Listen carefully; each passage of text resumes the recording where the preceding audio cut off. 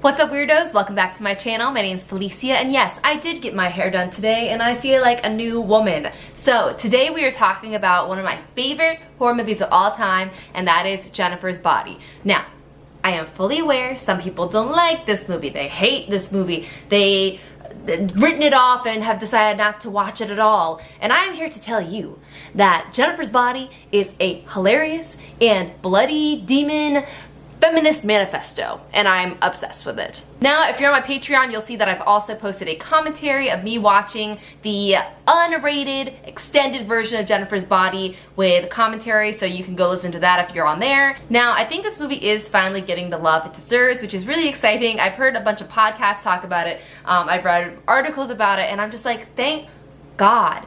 And a lot of people are saying, which I totally get, that now that we have had like this Me Too movement, Jennifer's Body comes across in a really different way, and I think was just a little ahead of its time. And so people didn't really get it when it came out, and also people didn't really understand the humor of it, so they didn't really know what to make of the movie. So I think it being a little ahead of its time is one reason it had a hard time when it first came out, and I think also because it was marketed in just the wrong way. It was fully marketed as a come see Megan Fox be hot in this movie and also blood. And the movie is so much more than that. Like, Megan Fox, hearing her talk about this movie is so badass, and then hearing the hate that she received after the movie came out is so upsetting. So, Jennifer's Body was written by Diablo Cody, who also wrote Juno. It was directed by Karan Kusama, who directed The Invitation, and it's starring, of course, Megan Fox as Jennifer and Amanda Seyfried as Needy. The character's nickname, truly in this movie, is Needy, which is so good. So basically, it's two BFFs. We have Jennifer, we have Needy. They come from different social circles. They're unlikely best friends. Needy's kind of nerdy.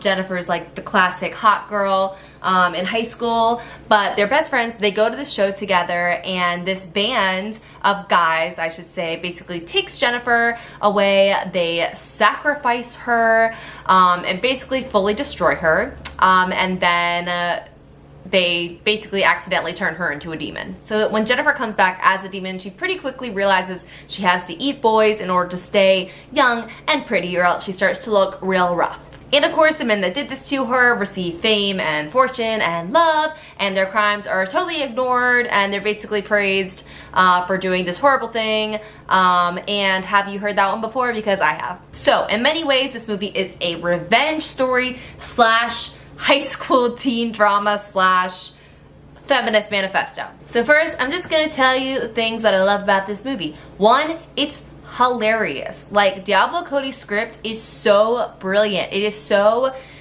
teenage angst girls. Like, being a teenage girl is crazy. If you weren't one, you don't know. But being a teenage girl is a wild ride, and I think they really capture it in this really amazing, heightened and yet realistic way. And in terms of it being a super feminist story, I mean, I think it's pretty clear. So we have Jennifer being sacrificed by these guys, which I think is, you know, a metaphor for rape, and she is sent back out into the world to just like deal with this crazy thing that's happened to her, and she's a demon now.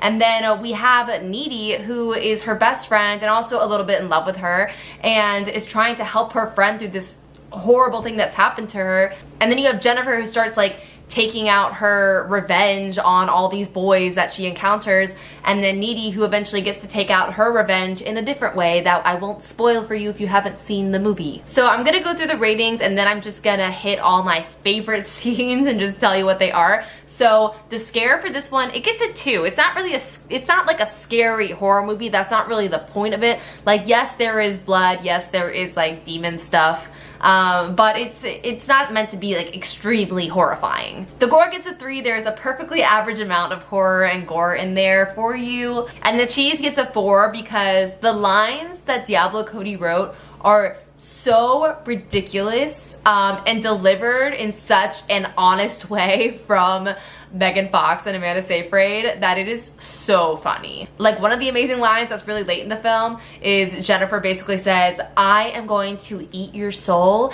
and shit it out." And I'm just like, that is a great line. And overall, this movie gets a 5 for me. I honestly think it's kind of a masterpiece. I think it's like everything I love in a movie. Like, it's got blood, it's got badass females, it's got like this amazing humor. Like, I love it. Like, I've watched it many times now, though this was my first time watching the unrated extended version, and I am so glad I watched it, because I swear that it is full of scenes that I'm sure Diablo, Cody, and Karan Kusama were like, couldn't get into the theatrical cut, and they were like, okay, let's put them in now, because they're just really funny lines. Like, it's really good. Okay, so some of my favorite scenes. First of all, the bar scene where all the stuff's about to go down. So like, Needy and Jennifer go to this bar, and it is so high school, right? Because you have this band that's from out of town. They don't know them, but like, they think they're really hot. And because they're from like a different place, like a slightly bigger city, that somehow makes them smarter and cooler, and you know, and they dress differently than everyone does in this hodunk town. And like, I was like, yeah, exactly. And so it's like, she gets into that van. Do you know what I mean? She gets into that van. Another great scene is sort of like the first gross out moment, I'll say, is when Jennifer, after everything horrible's happened to her, she like goes to Needy's house and she's opening the fridge. She's like eating chicken, and it like falls on the floor. It's like very silly. And then she throws up this like black bile that is apparently was like chocolate syrup. And it's just so much. It's just a lot. And then she like comes up to Needy, and then she like smiles, Jennifer, and Jennifer like smiles at the camera, and she's like got these bloody teeth. And I'm like, yes, Megan Fox. Yes. Another one of my favorite scenes is, it's like this really weird shot where you have this like football dude at the end of this field, like near the woods, and you have this like, this camera that's going towards him with this like heavy music playing, and it's such a weird moment, but that's like the brilliant directing of the movie, where it's just like this like hardcore music and this like sad football player that like Jennifer's like about to go eat. It's just like so good. Also, if you didn't know, the name Jennifer's Body came from the whole song, which is Courtney Love's band, Jennifer's Body. Another shot that I love, which is like one of the most iconic ones from the movie, is Jennifer burning her tongue with a lighter and just like saying something about how she's like a god, and I'm just like, yes, you are. It's just like a very like sexy and badass moment of her just being like, yeah.